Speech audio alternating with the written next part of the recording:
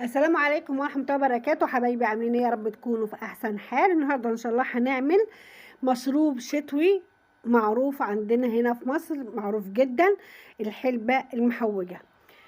ان شاء الله تعجبكم وتنولداكم وهيستحسنكم. نبدأ على بركة الله. بسم الله الرحمن الرحيم. اللهم صل وسلم وبارك على سيدنا محمد وعلى اله وصحبه اجمعين. اولا الحلبة المحوجة دي لازم لها سمنة حلوة، سمنة بلدي، يعني سمنة حلوة، سمنة طعمها حلو، وهو طبعا بالسمنه البلدي. فاحنا هنحط سمنه بلدي، هتحطي معاها سمسم تحمصيه، وبعدين هتحطي الحلبه دي انا حطيت معلقتين هرميين عشان اعمل 3 كوبايات. بعد ما حمصت السمسم وكمان حطيتي الحلبه عليه، اديتيها كده تحميصه كده بسيطه، هتحطي الميه بتاعتك زي ما قلت. الحلبه معلقتين هرميين يعملوا 3 كوبايات.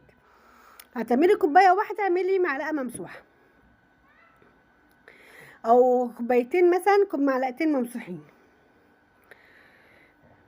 بعدين هتحطي الميه وهتقلبي بسرعه عشان خاطر ما يحصلش تكتلات وايدك فيها بقى على طول. كمان هنحطي السكر حسب الرغبه.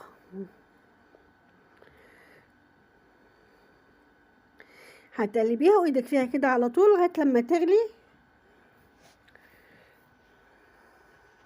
اهو. لما بدات تغلي تقل قوامها، شوفي قوامها بقى عامل ازاي، ولسه لما هتبرد هتتقل تاني. فعشان كده انا بقولك ما تزوديش عشان خاطر يعني لما تكون تقيله قوي متبقاش لطيفه.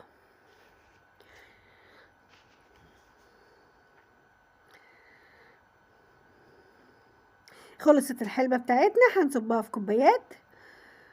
المشروب الشتوي بتاعنا لدة فئه، عملت لي 3 كوبايات زي ما قلت لكم اهي. يا رب الفيديو يكون عجبكم وان رضاكم واستحسانكم. لو عجبكم الفيديو يا ريت تعملوا لايك وشير واشتركوا في القناه وفعلوا زر الجرس يوصلكم مني كل جديد. شكرا على المتابعه والسلام عليكم ورحمه الله وبركاته. في امان الله.